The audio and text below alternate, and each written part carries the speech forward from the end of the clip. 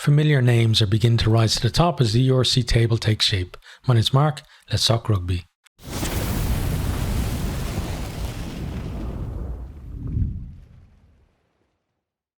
Okay, so we're going to start with the Friday night games. Both of them were weird because they seemed to just stop at halftime. There was no second half scores in either of the Friday night games. It's really weird whatever went on with both of them. I don't think I've ever seen that,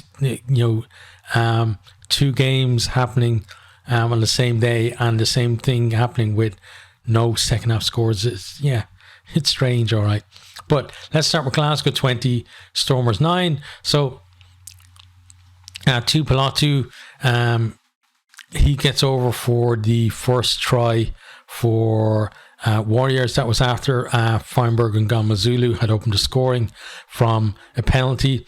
But Tupilatu just picks a nice line as they attack close to the line. I think it was off. It wasn't off a scrum. I'm pretty sure it was off an attacking scrum 5 minutes out. It was just nice hands. He goes straight over to score. Then Ngamazulu gets another penalty for the Stormers. And who was it for? It was one of the props, right, for the Warriors. Basically gave away 6 points because he gave away 2 stupid penalties. This one was where he was basically just blatantly standing offside. And I think, was it Yanchis? Was that scrum half for the Stormers? And he just ran into him and bought the penalty. So that was keeping the Stormers in the game. But then Matthews goes over. This one, it's from a maul close to the line and they just drive over. He's at the back. He flops down to score the usual kind of hooker try when the maul is going forward. Then Horn tags on the penalty for Glasgow, and then Feinberg and Gamazuli gets another one, and it was the same guy who I think it was probably the tight head prop, and he did something stupid again. So he was offside on one, and he ran into him, and the second one, I can't remember what I exactly did, but he did something stupid anyway and gave away a penalty, and that I guess got Stormers to 9 points. But then right before half time, Warriors they go for another push in a maul, and the maul kind of disintegrates and people are going everywhere, but Matthews, he knows what he's doing. He just peels off the back at the perfect time, a few meters out from the line, and goes over. You're not going to stop him from there. Gets a second of the game, and it's 20 points to 9. And then into the second half, the Stormers were looking to get a score that would, at least get them a losing bonus point, but Glasgow's defence held out, and that was pretty much it. There was no scores in that second half at all. 20 points to 9 for the Warriors, so a decent recovery for them from, after that defeat last week in the sports ground. And Stormers, at times they looked okay, but they'll be glad, I think, to get their Springboks back. Also, just before halftime, they actually got 2 yellow cards. One for Evan Roos. The second one, Dweber. Basically, he was a bit silly. He lifted somebody up in the tackle, and then there was a second tackler come in and actually turned it into a tip tackle, and he's the one that caused that in the first place by lifting him. So he gets the yellow card. It didn't really have much effect because Warriors weren't able to score in the second half. But yeah, 20 points to 9, decent win for Glasgow. And let's go on to the next one. So the next one was also on Friday. It was Ospreys 19, Sharks 5. And again, as I said, no points scored in the second half. It was like 40 minutes was like the curfew or something for point scorers. But Sharks actually started this one well. Just to mention as well, this is actually Twickenham Stoop, and it looked like there was a decent crowd there. And Ospreys, it's a good idea, I think, to move their games, because the Welsh crowd, like, I know there's a lot of I don't understand Welsh rugby in terms of like the minutiae of the clubs and things like that. But it seems like a lot of Welsh fans won't support certain regions, and they don't get many fans when they play in Wales, but they got a decent crowd in this one. How many of those were Saffers? It doesn't really matter, because Ospreys come out to win anyway, and they got a lot more money than they probably would have done playing at home as well. But it was Boutelese gets over for a try. Some nice hands as well across the line in that. And then he goes over in the corner. So decent start for the Sharks. Then conversions missed. Walsh then goes over for Ospreys.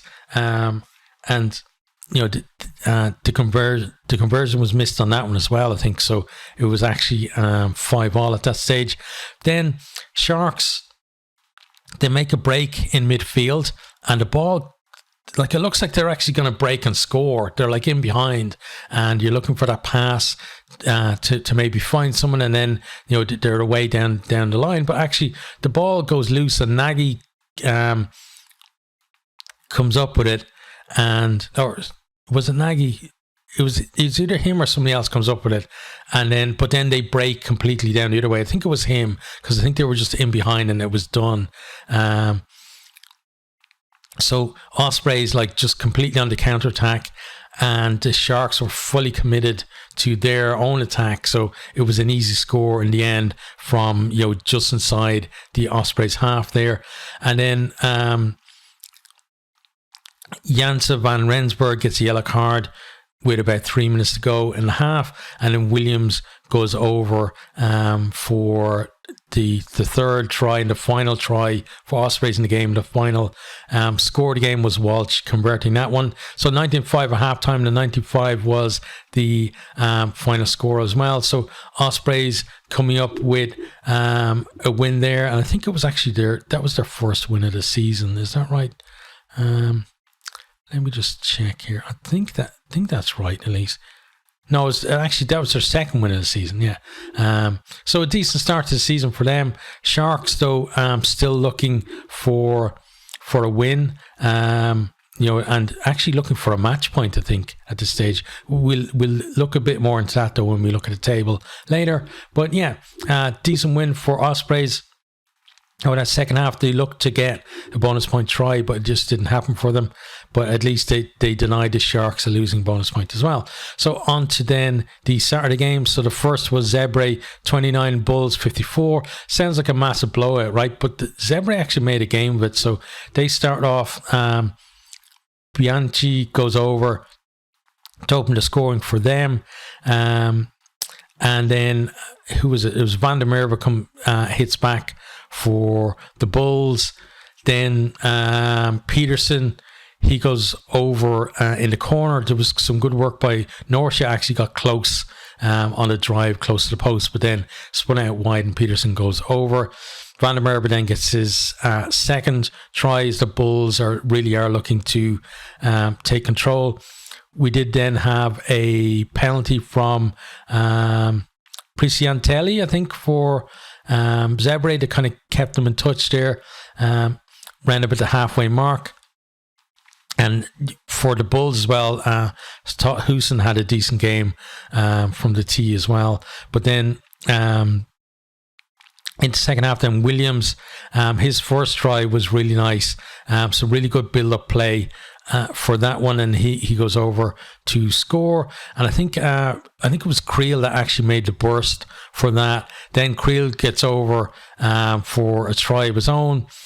And yeah, it looks like the Bulls are in complete control. But then Parma hit back with a couple of tries themselves. So Gregory and Pani, they go over. So that was like the 3 games in now, and Zebre have actually gotten the 4-try bonus point in all of their games so far. And at this stage then, they were back within, it was like 35 or 29, something like that, but they're back within losing bonus point territory again. So that would have been the 3rd game in a row that they managed that. But then the last 10 minutes or so, Creel goes over for a second. William gets his second as well. And then Creel right at the end actually completes his hat trick. And the Bulls they look really good. Like I love watching the Bulls when they use their back line, because the linking between the forwards and backs is excellent when they do that. They do have a bit of a tendency sometimes, not all the time, but sometimes, to keep the ball in the forwards a little bit too much, especially in games where pressure is on them a little bit. But when they're playing like this, where they're free and the backs are demanding that ball as well, and they're able to get it out there, and they've got skills in the forwards as well to link in there too. And that's what we saw in this one. Like, they got 8 tries altogether, and they are looking in great form.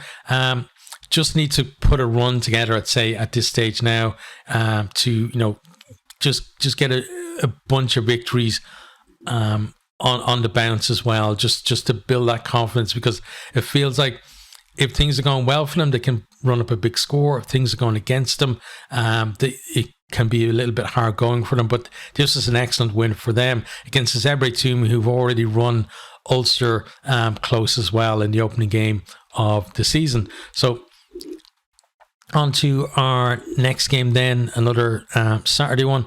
So this was Leinster 36, Edinburgh 27. So Leinster, they start out with we actually have a penalty from Healy that puts Edinburgh in the lead, but then Barron goes over a couple of minutes later for Leinster. We had a check on that just on the grounding, but in the end they decided that it was okay.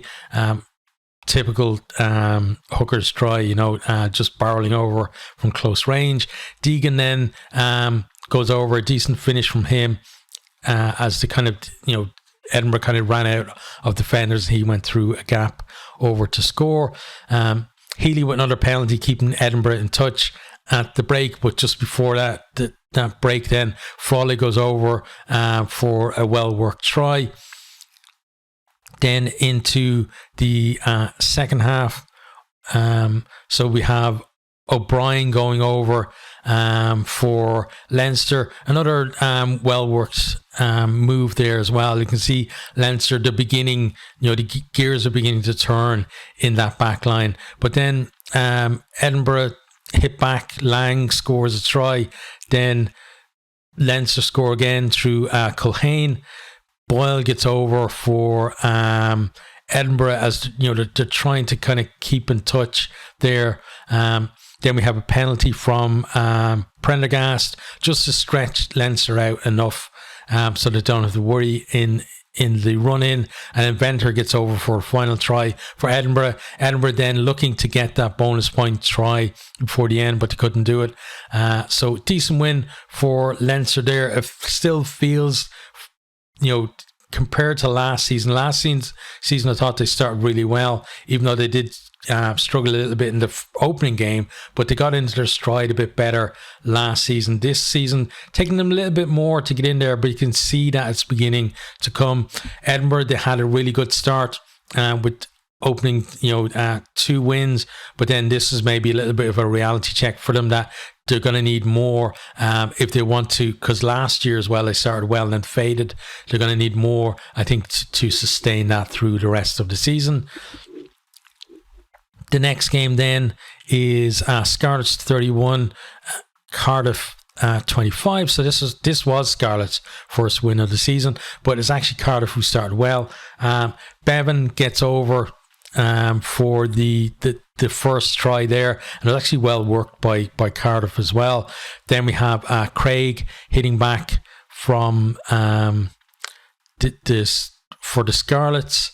I'm trying to think, was Bevan's one of the tries that Cardiff got? I think it was either Bevan's one or it was Rhys Carey, but I think it was Bevan's one where Cardiff were on the attack and they were putting the ball through the hands out wide, and then McNichol went for like an interception and actually knocked the ball backwards, but then it ended up with a Cardiff player anyway, and then they went over to score. I think that was Bevan's try. But then Craig does hit back for the Scarlets. Then McNichol, he gets himself over for a try, but Rhys Carey had gone over for Cardiff. His one was only a close range thing. I think he just kind of burrowed over for his one, but McNichol gets over for Scarlets as well.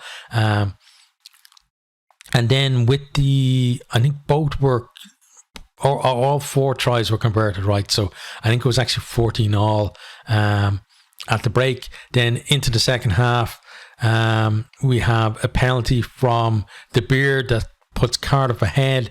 But then Davis, he gets over for Scarlets. And then another De Beer penalty, keeping Cardiff, in touch there as well. And then Fafita, this one was a break off, I think it was off a scrum or something. And he's going towards the left corner, and it was who was playing 10? It was the 10 for Cardiff anyway. Tried to tackle him, and Fafita just kind of stopped and let him bounce off him, and then kept on going to score in the corner. It's just, he's one of those guys that he just has superhuman strength, and he just knew that the tackle wasn't going to happen. So he gets over, and then it's converted. Lloyd then adds on a penalty for Scarlets, but then Cabango, great finish for his one. I think it was a kick over to the left wing. He gathers his steps and then has great pace to go in from, I think it was around about halfway that he went over for his try, but that gets the losing bonus point for Cardiff in that one as well. It was a decent watch, at least. I didn't watch the whole game, I watched the highlights, but yeah, the highlights were pretty good to watch. Now on to our next game. So this one is one that I watched in full. It was Munster versus Dragons, and this one and Connacht Ulster, their full reviews of them on the channel. You want to check those out as well. And the more we get into the season, the more reviews I'm going to be able to do. It's just a case of, with work, how many games can I actually watch live, and then do I have the time to actually do a review on them as well. But yeah, Munster versus Dragons. I thought this was pretty good performance by Munster. Butler playing there at 10, I thought had an excellent game for them, and it's nice to see somebody else coming in there as well, and then just showing that there is talent behind Crowley coming through at Munster as well, because we saw what's his name, Joey Carby, his injury profile is a bit worrying for me, for him to be an option at 10 for much longer for Munster. I think going with youth is probably a decent idea with them, but they start really well. You got have Scannell going over, well worked.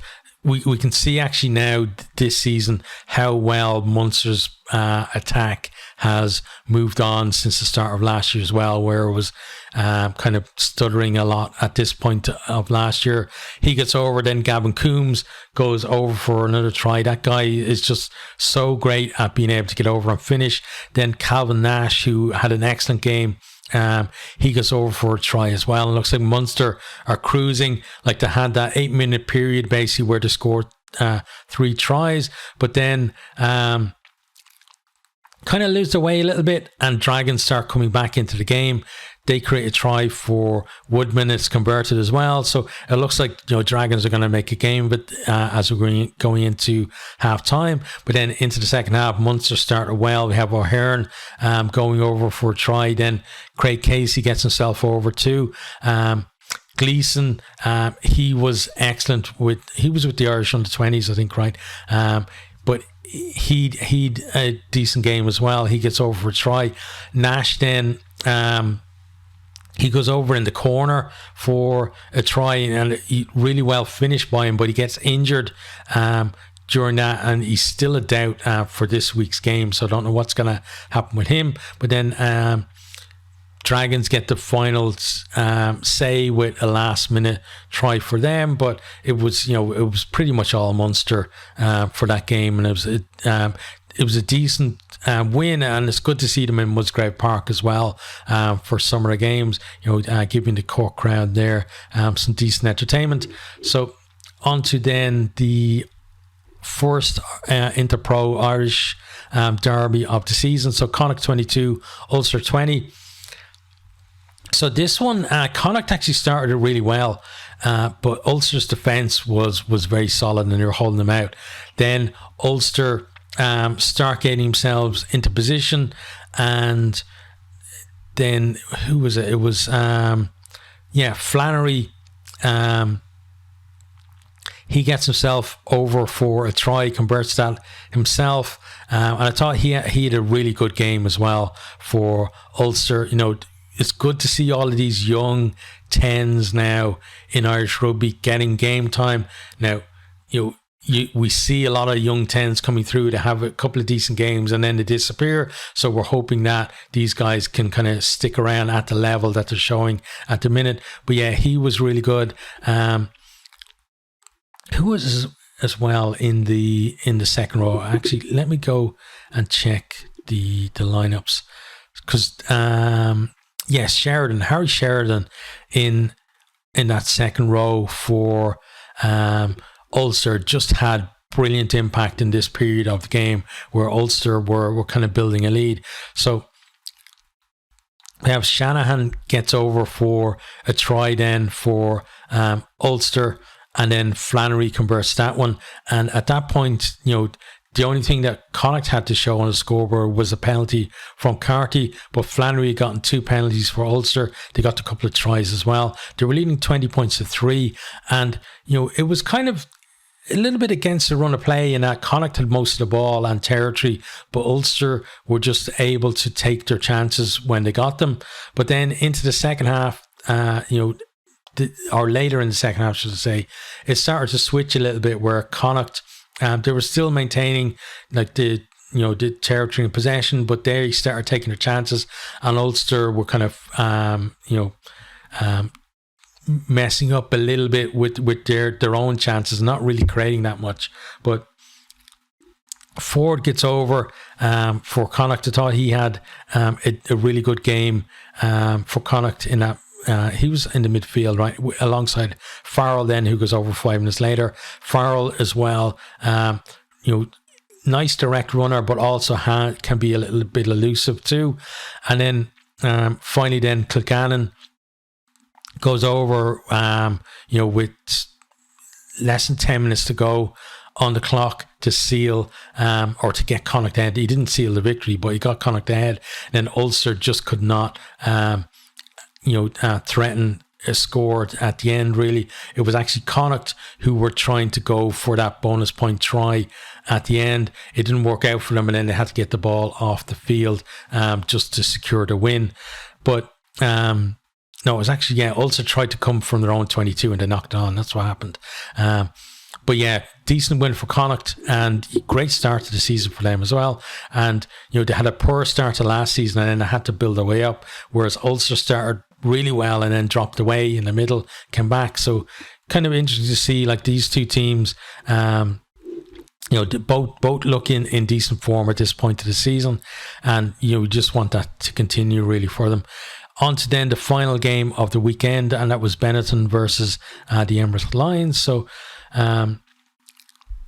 Fekitoa with a very early score for Benetton, nicely worked as well to get him over, and then that's converted, so they're 7-0 up. Then we have Hendrickse pops over a penalty to keep the Lions kind of a little bit close, and that was kind of our halftime score was 7-3. Into the second half, then we have a penalty from Umaga, and that puts Benetton looking like they're kind of in control. But then I can't pronounce this guy's name. It's like Antala Bakanye, I think it was. He gets over for a well-worked try from the Lions. It's converted as well by Nahamba. And at that stage then, like the Lions have actually come back and tied the game up. And, it was looking like, maybe they're going to do what they did last year, which was, they came up to Europe in that early tour and they got some decent wins under the belt and they were pushing for that. But it was Mendy who goes over for Benetton. It's not converted, but they did enough then to hold on for the win. Decent losing bonus point, I think, for the Lions, because Benetton have looked in decent form this season. They just but a lot of the games are tight and they're low scoring as well. So they're going to have to find a little bit more, I feel, in terms of their attack to when they come against teams who can regularly score into the high 20s, 30 kind of points per game. The kind of play that they had today is not going to be enough. They're going to have a little bit more in the tank, but it's a really good start for them. I'm going to see that when we look at the table as well. So with that said, let's have a look at that table. So leading the way there, we have Connacht, the only team who are 100% now after the Stormers dropped to that defeat. But they got 13 points. Munster then, with the 2 wins and that draw against Benetton, sit in second place. And again, they're looking decent this season. The Bulls, 2 wins and a loss. 2 wins have been by a decent margin, but the loss then, they got the losing bonus point, or at least they got a bonus point out of that. I don't know whether it was a losing bonus point, but they certainly got a bonus point out of that defeat. So like they're looking good this season. Just got to keep it going. Stormers there as well in 4th place on 10 points. They got 2 wins and a loss, same as Glasgow and Leinster as well, same record, but obviously points difference splitting those teams. Then Ulster and Ospreys as well, rounding out the top 8, all on 10 points. So bit of a kind of a block there of those teams. And then you got Benetton as well. Like Benetton, they're one of only 3 teams who haven't lost this season. 2 wins and a draw, but because of their lack of tries, they're actually currently at least sitting outside of the playoff places. So that's why I'm saying they do need to find a bit more in their attack, because bonus points wins really do make a big difference. If they even had gotten 1 bonus point, they'd be up in 4th place rather than 9th place in terms of their attack. Then we have Edinburgh in 10th place there on 8 points. Another team who are kind of finding it hard to get over for that bonus point try. Cardiff, the first of the teams with just 1 victory on 6 points in 12th. Scarlets, who beat them this weekend, on 5 points just behind them. Zebre, who haven't won a game but have gotten 5 match points already this season, in 13th. So they're going to want to stay up there. They don't want to be rock bottom for the most of the season the way they were last year.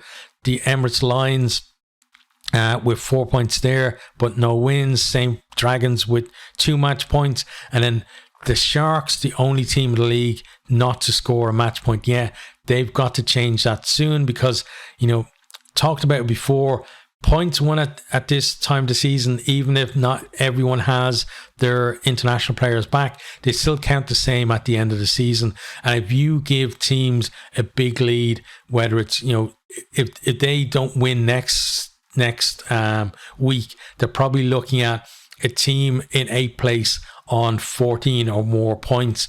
So they've got to make up 14 points from that for the rest of the season just to have a chance to make the playoffs. So you can't leave it too late to get your first win on the board. But that's our league table. We've talked about the games as well. We'll have a full preview of this weekend's games as well, probably on Thursday, and then we'll do I'm not sure how many games I'm going to get to watch this weekend, but wherever ones I can watch in full and live, we will have some match reports on those too.